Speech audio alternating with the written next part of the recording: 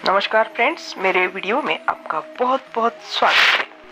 भगवत गीता के तीसरे अध्याय में इंद्रियों को किस तरह से वश में रखना चाहिए और उससे हमारा क्या फायदा है, ये कृष्ण अर्जुन को समझा रहे हैं। अर्जुन को कह रहे हैं श्री कृष्ण, जो पुरुष अपने सभी इंद्रियों को वश में रखकर कर्म करता है वही पुरुष कर्मयोगी कहलाता है, वही पुरुष श्रेष्ठ होता है। क्योंकि जब इंद्रियां अपने वश में होती है ना, तब पुरुष कुछ भी करने को सक्षम होता है।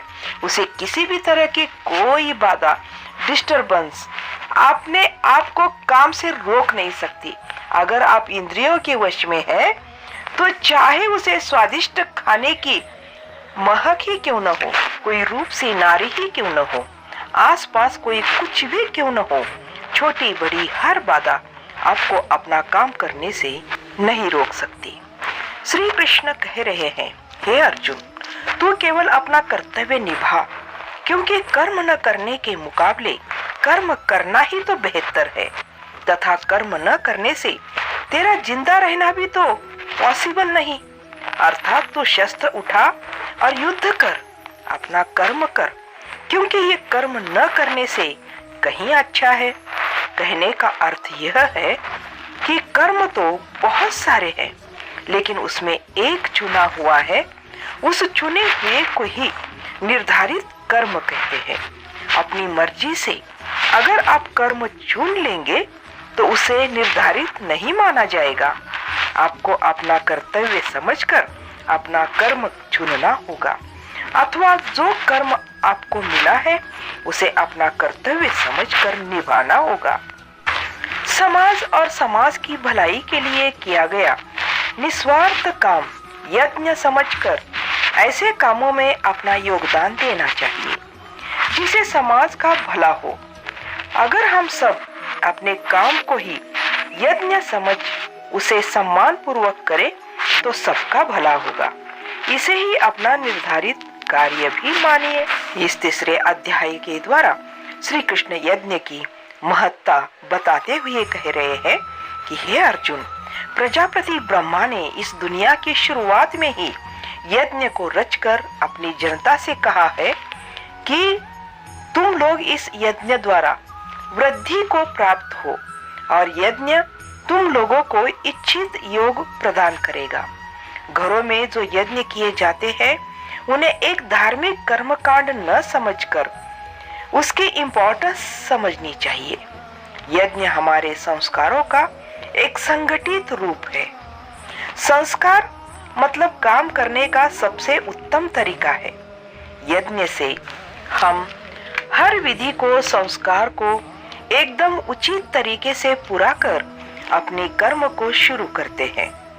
यज्ञ एक तरीके से हमें रास्ता भी दिखाता है।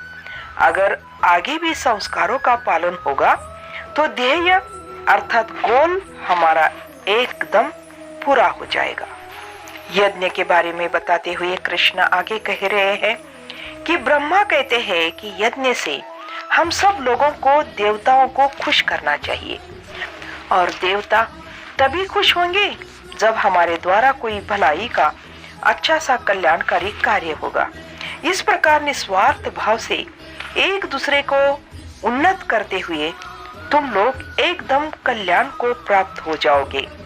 यज्ञ एक तरीका है देवताओं को खुश करने का, और उसके बदले में देवता आपको खुश रखते हैं, आपकी उन्नति करते हैं। इसलिए काम शुरू करने से पहले, कुछ भी शुभ करने से पहले ईश्वर का नाम लेने का विधान है। यही ईश्वर का नाम जब सही तरीके से हो, सही पद्धति से, सही मेथड के साथ किया जाता है तो उसे ही यज्ञ कहते हैं। यज्ञ को अपनी ओर से देवताओं के बीच का एक मीडिया मान लिया जाए, जिसे दोनों के बीच संबंध बना रहे। आगे कृष्ण और कह रहे हैं, यज्ञ करके जब आप देवताओं की पूजा करते हैं तो वे आपको बिना मांगे ही सारी इच्छाओं को पूरे करने का वरदान देते हैं। लेकिन जो यज्ञ नहीं करता, उस यज्ञ से देवताओं को प्रणाम नहीं करता, लेकिन फिर भी अपनी इच्छाओं को पूरा करना चाहता है, उन्हें चोर समझना चाहिए। भगवान कहते हैं कि कुछ देने से ही तो कुछ मिलता है, कुछ करने से ही तो कुछ प्राप्त होता है। बिना यज्ञ किए, बिना पूजा किए अगर कोई कुछ चाहता है कि उसकी मनोकामना पूरी हो जाए, बिना कुछ काम किए अगर कोई सोचे कि उसका सारा काम बन जाए, तो इसे बेईमानी और चोरी ही तो कहा जा सकता है। यज्ञ में बने हुए अन्न को खाने वाले श्रेष्ठ पुरुष सब पापों से मुक्त हो जाते हैं। और जो पापी लोग होते हैं, अपने शरीर का पोषण करने के लिए अन्न पकाते हैं, तो वे पाप का ही तो खाते हैं। सिर्फ खा के जिंदा रहने और फिर मर जाने के लिए जो लोग पैदा होते हैं, ऐसे जीवन का क्या फायदा, क्या मतलब हुआ? अपने जीवन का उद्देश्य क्या होना चाहिए, ये हमें समझना चाहिए। इस ब्रह्मांड में हम क्यों हैं? क्यों हमें ईश्वर या मोक्ष को प्राप्त करना है? इन सबको समझने के लिए ही यज्ञ जैसे अनुष्ठान किए जाते हैं। जो लोग यज्ञ भी नहीं करते और ईश्वर को याद भी नहीं करते और अपने जिंदा रहने की आस रखते हैं, उन्हें चोर समझना चाहिए। कृष्ण के मन की दुविधा को दूर करने के लिए भगवान कह रहे हैं, अगर अन्न खत्म हो जाए तो सब कुछ खत्म हो जाएगा।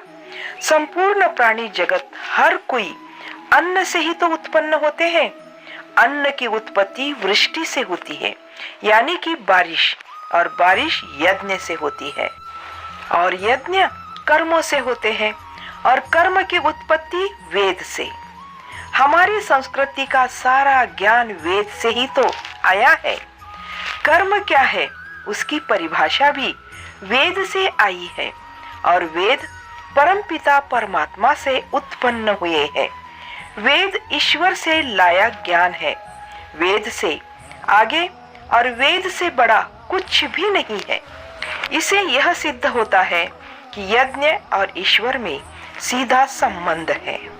इस तरह से कृष्ण ने अर्जुन को उपदेश दिया। तो ये वीडियो आपको कैसे लगा? अच्छा लगा तो लाइक शेयर कमेंट जरूर करें। नए हो तो सब्सक्राइब करें।